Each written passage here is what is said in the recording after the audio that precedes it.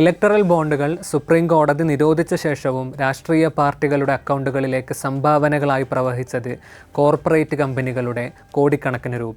കോടതി വിധി പോലും മറികടന്ന് ഒഴുകുന്ന സംഭാവനകൾ ജനാധിപത്യത്തെയും ജനഹിതത്തെയും എങ്ങനെയാണ് സ്വാധീനിക്കുക? 2024-25 വർഷങ്ങളിലായി വിവിധ പാർട്ടികൾക്ക് കിട്ടിയ തിരഞ്ഞെടുപ്പ് സംഭാവനകളുടെ കണക്കുകളാണ് ഇലക്ഷൻ കമ്മീഷൻ പുറത്തുവിട്ടത്. 2024 ഏപ്രിൽ 1 മുതൽ 2025 മാർച്ച് 31 വരെ ലഭിച്ച സംഭാവനകളുടെ കണക്കുകൾ പ്രകാരം രാജ്യം ഭരിക്കുന്ന ഭാരതീയ ജനതാ പാർട്ടിയാണ് ലിസ്റ്റിൽ ഒന്നാമത് നിൽക്കുന്നത്. 6000 കോടി രൂപയിലധികമാണ് BJPയുടെ പോക്കറ്റിലേക്ക് കഴിഞ്ഞ വർഷം എത്തിയത്. 2023-24 വർഷത്തിൽ 3967 കോടി രൂപയാണ് BJPക്ക് ലഭിച്ചതെങ്കിൽ നിലവിൽ 53% വർധനവാണ് ഉണ്ടായത്. അതേസമയം പ്രതിപക്ഷത്തുള്ള കോൺഗ്രസിന് ലഭിച്ചതാകട്ടെ 522 കോടി രൂപ മാത്രം.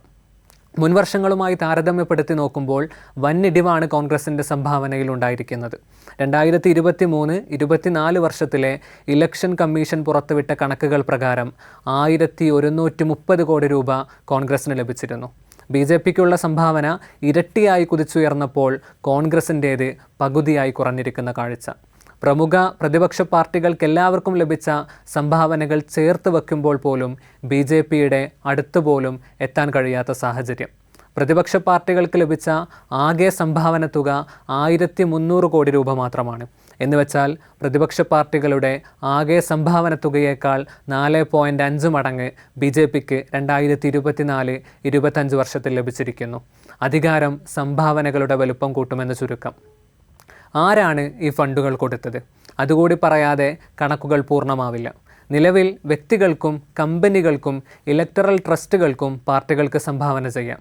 സംഭാവന ചെയ്താൽ കമ്പനികൾക്ക് ടാക്സ് ഇളവുകൾ ലഭിക്കുമെന്നതാണ് ഒരു ഗുണം. 2024 ഫെബ്രുവരിയിൽ സുപ്രീം കോടതിയുടെ ഇടപെടൽ ഉണ്ടാവുന്നത് വരെ അജ്ഞാത ഫണ്ടുകൾ അപ്പാടെ സ്വീകരിക്കുന്നതിൽ പാർട്ടികൾക്ക് യാതൊരു തടസ്സവും ഉണ്ടായിരുന്നില്ല. എന്നാൽ ഇപ്പോഴത് സാധ്യമല്ല.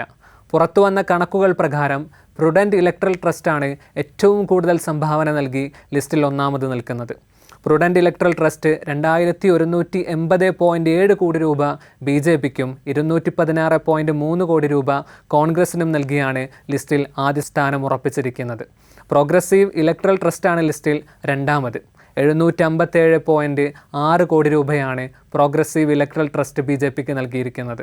കുറച്ചുകൂടി വ്യക്തമാക്കിയാൽ കോൺഗ്രസിന് ലഭിച്ച ആകെ തുകയേക്കാൾ കൂടുതൽ. ഇതുകൂടാതെ BJPയുടെ പോക്കറ്റ് നിറച്ച ബാക്കി പട്ടിക കൂടി പരിശോധിക്കുകയാണെങ്കിൽ AB ജനറൽ ഇലക്ട്രൽ ട്രസ്റ്റ് 606 കോടി രൂപ, ന്യൂ ഡെമോക്രാറ്റിക് ട്രസ്റ്റ് 150 കോടി രൂപ, സെറം ഇൻസ്റ്റിറ്റ്യൂട്ട് ഓഫ് ഇന്ത്യ 100 കോടി രൂപ, രംഗ്ത ഗ്രൂപ്പ് 95 കോടി രൂപ, ബജാജ് ഗ്രൂപ്പ് 75 കോടി, ITC ഗ്രൂപ്പ് 72.5 കോടി, ഹീറോ എൻ്റർപ്രൈസ് 70 കോടി എന്നിങ്ങനെയാണ് പട്ടിക നീളുന്നത്. ലിസ്റ്റിൽ ഇടം പിടിച്ചവരെല്ലാം ഏറെക്കുറെ കോൺഗ്രസിനും മറ്റു പ്രതിപക്ഷ പാർട്ടികൾക്കും സംഭാവനകൾ ചെയ്തിട്ടുണ്ട്. കോടികളുടെ കണക്കുകളാണെങ്കിൽ പോലും BJPക്ക് നൽകിയ തുകയുടെ പകുതിയുടെ പകുതി പോലും ആവാത്ത സംഭാവനകളാണെന്ന് മാത്രം. സംഭാവന ലഭിച്ച സമയം പരിശോധിക്കുമ്പോൾ കഴിഞ്ഞ ലോക്സഭാ ഇലക്ഷൻ കാലത്തിലേക്കാണ് അന്വേഷണങ്ങൾ ചെന്നെത്തുക. BJPക്ക് ലഭിച്ച സീറ്റുകളുടെ എണ്ണം 300-ൽ നിന്നും 240-ലേക്ക് കുറഞ്ഞെങ്കിലും ഈ ഭീമമായ സംഭാവന തുകകൾ വിജയത്തിൽ നിർവഹിച്ച പങ്ക് വളരെ വലുതായിരിക്കുമെന്നതിൽ തർക്കമുണ്ടാവില്ല. പുറത്തു വന്ന കണക്കുകൾ ഒരു ജനാധിപത്യ വിശ്വാസിക്ക് അത്ര സന്തോഷവും സമാധാനവും നൽകുന്നതല്ല.